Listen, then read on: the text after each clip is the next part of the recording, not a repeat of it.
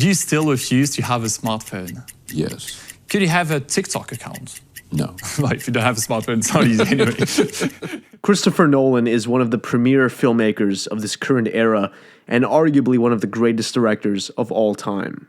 From the Dark Knight trilogy to Inception and Interstellar, and all the way through his latest film this year's Oppenheimer, Nolan's narratives have captivated the minds and stimulated the imaginations of millions across the globe. As do nearly all great artists, Nolan has his quirks. And there's one quirk in particular that has captured my attention: the fact that he doesn't have a smartphone. In our modern world, few things are as bizarre and head-scratching as the voluntary choice to deprive oneself of the greatest convenience humanity has invented.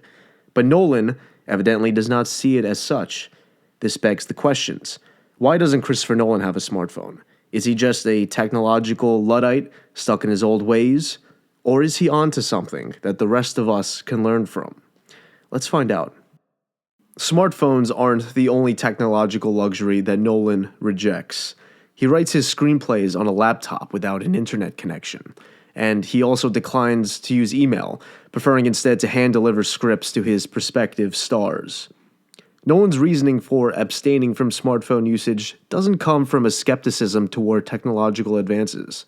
In a past interview with The Hollywood Reporter, he actually resists the description of a Luddite.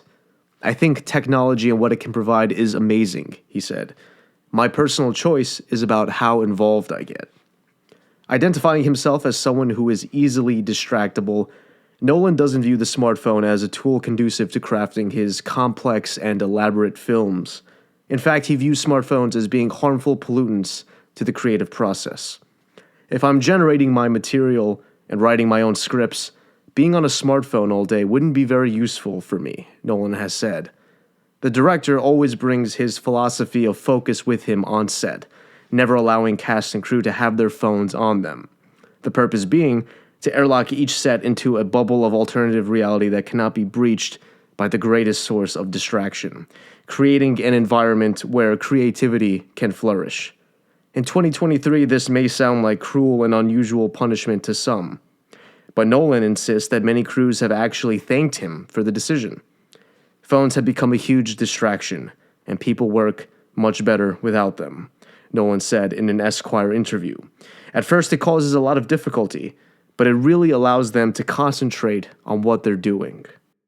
The reason why Christopher Nolan's decision to reject smartphones and other technological luxuries is brilliant is because it affords him and his crews the space and clarity to be practitioners of what professor and author Cal Newport terms deep work, an indispensable skill required to produce true quality work, a skill that enabled Nolan and can enable any and all of us to reach the peaks of our potential. It's a skill that is rapidly vanishing due to the seductive allure of the screen. It also allows the minds of him and his colleagues to effortlessly enter into a flow state, a state of concentration so deep and intense that distractions from the outside world dissolve and inner anxieties are quelled. It is arguably the state in which happiness is most commonly achieved, and one that simultaneously sets you upon a path of professional and creative success and fulfillment. Channeling your efforts into consistent sessions of deep, focused, uninterrupted work, however, is more difficult now than ever.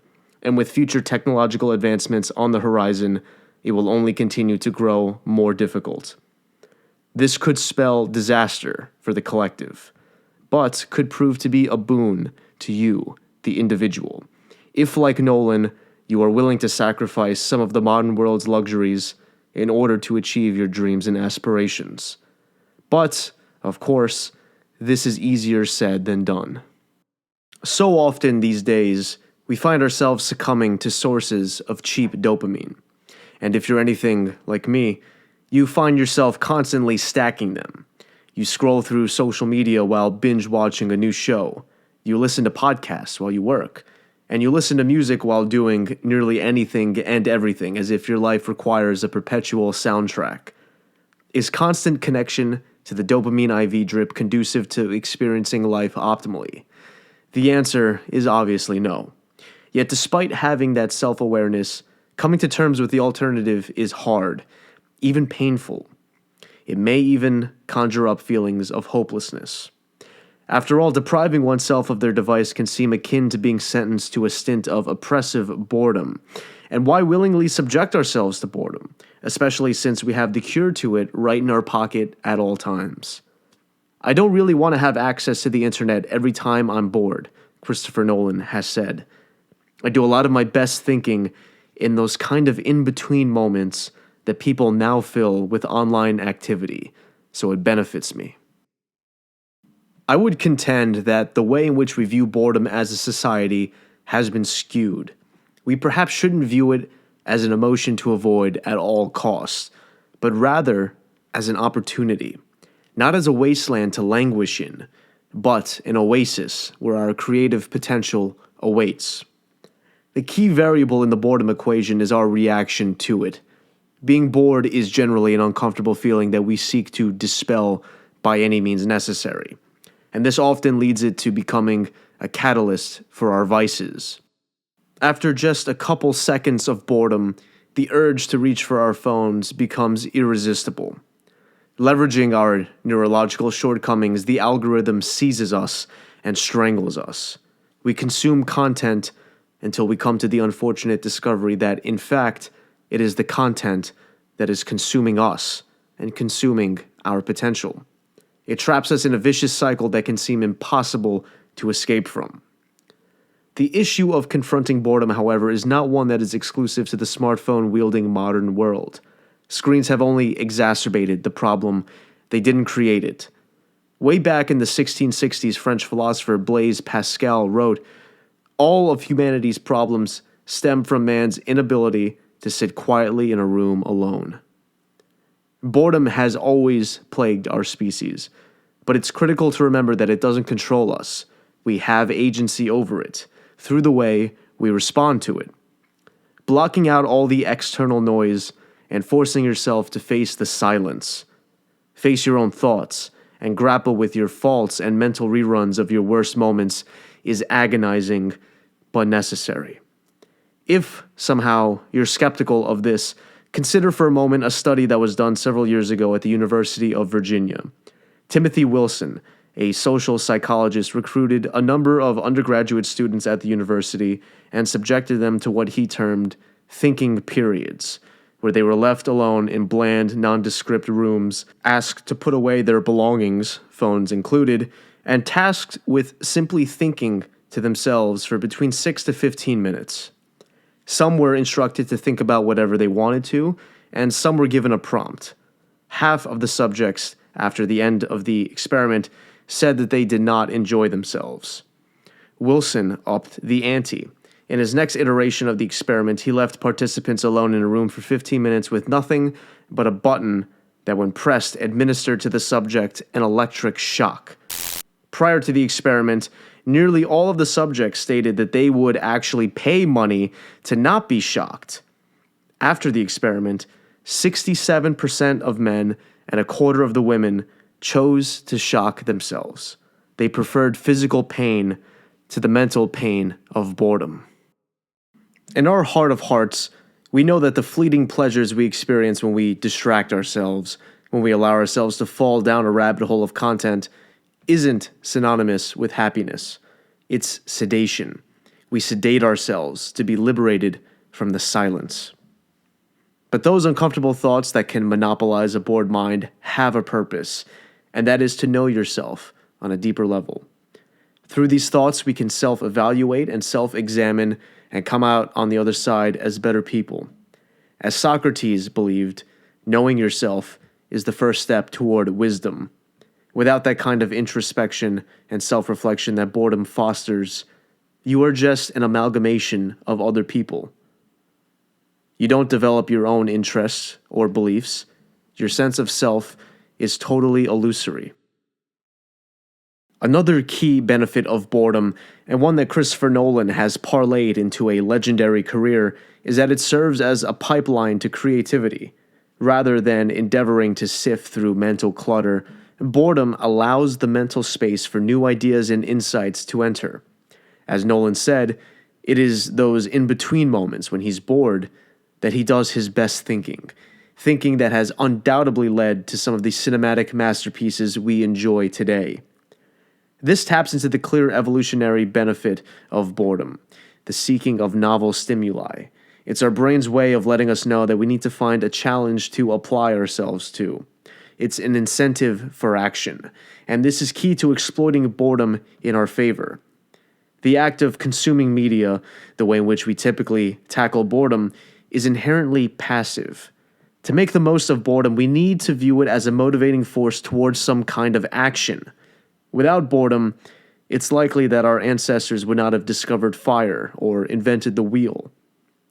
And in a way, it debunks the tired cliche of the dopamine detox.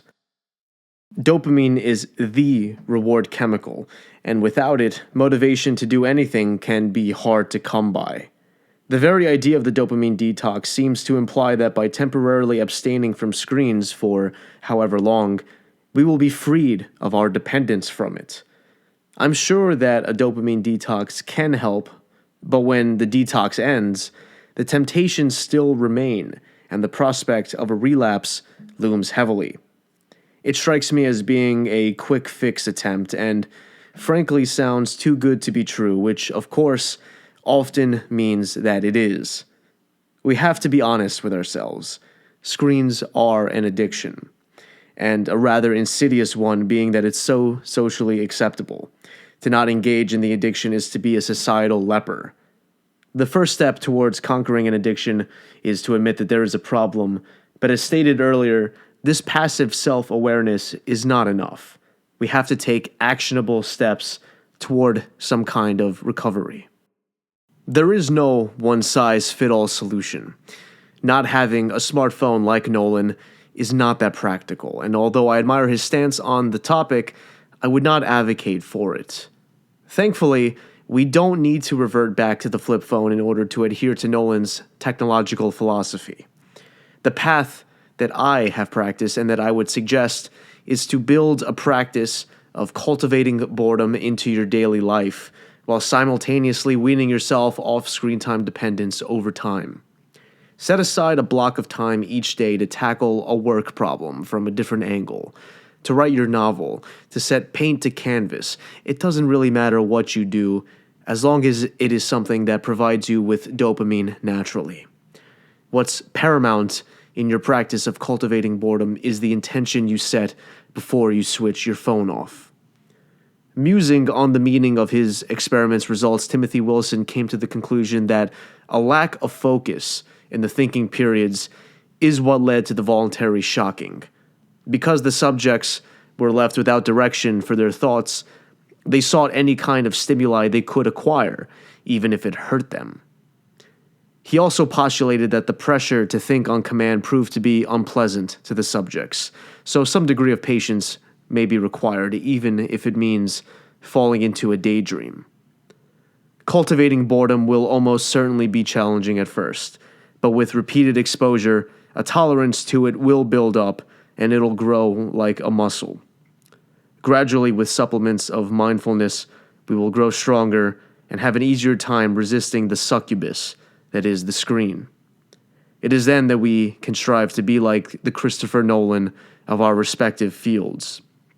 It is through his example and the example of countless figures throughout history that we can clearly recognize the fruits of boredom.